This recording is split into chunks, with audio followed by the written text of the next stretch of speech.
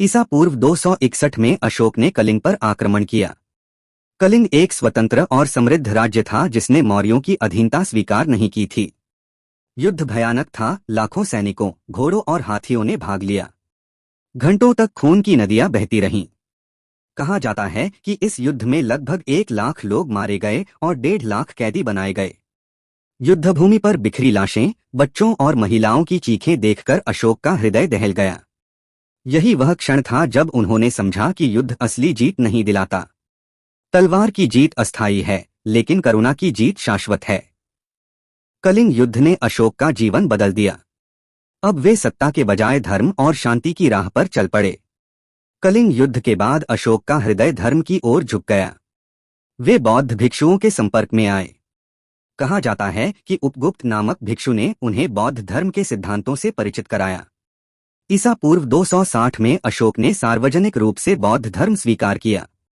वे धम्म अशोक कहलाने लगे। उन्होंने 84,000 स्तूपों और विहारों का निर्माण करवाया। सांची स्तूप, सारनाथ का स्तंभ और बोधगया जैसे स्थल अशोक के ही प्रयासों का परिणाम हैं। अशोक ने अपने पुत्र महेंद्र और पुत्री संघमित्रा को धर्म प्रचार के लिए श्रीलंका भेजा। उनका मानना था, असली विजय हथियार से नहीं बल्कि दिल जीतने से होती है। अशोक ने अपने विचार और नीतियां पत्थरों और स्तंभों पर खुदवाईं। ये शिलालेख पूरे साम्राज्य में पाए जाते हैं। इनमें उन्होंने लोगों से अहिंसा, धर्म पालन, माता पिता की सेवा और सभी धर्मों का सम्मान करने का संदेश दिया। उन्होंने धम्म महामात्र नामक अधिकारियों की नियुक्ति की, जिनका कार्य था जनता की देखभाल और न्याय की व्यवस्था। अशोक ने अस्पताल, सड़कें और धर्मशालाएं बनवाईं, कुएं खुदवाए और पेड़ लगवाए।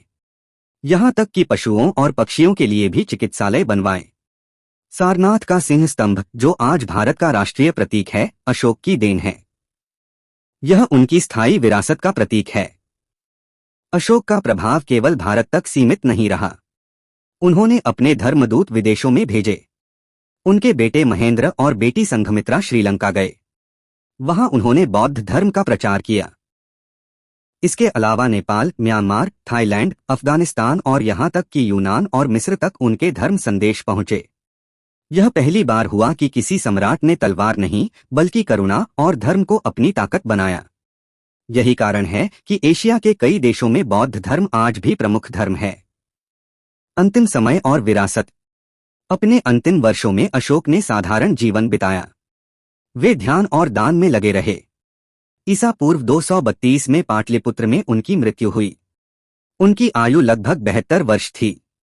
मौर्य साम्राज्य धीरे धीरे कमजोर पड़ गया, लेकिन अशोक की शिक्षाएं अमर हो गईं। आज भी भारत के तिरंगे में धम्मचक्र और राष्ट्रीय प्रतीक में सिंह स्तंभ हमें उनकी याद दिलाते हैं। सम्राट अशोक ने साबित किया कि असली महानता तलवार की धार में नहीं बल्कि करुणा और धर्म में है। इसीलिए इतिहास उन्हें हमेशा याद रखेगा, अशोक महान।